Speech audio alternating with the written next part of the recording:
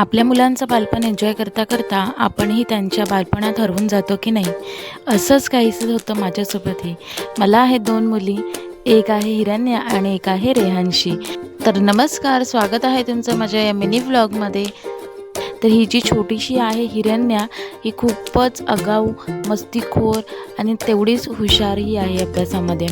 तर आज तिचं असं झालं होतं की तिच्या जो सँडल असतं त्या सँडलचं जे पट्टा असतो तो एवढा टाईट ती स्वतःच करते. तिला मी सांगते की थोडंसं लूज ठेवायचा, तुला चालता येताना सहज तू काढू शकते, पण नाही, तिला फिट्ट हवा असतो.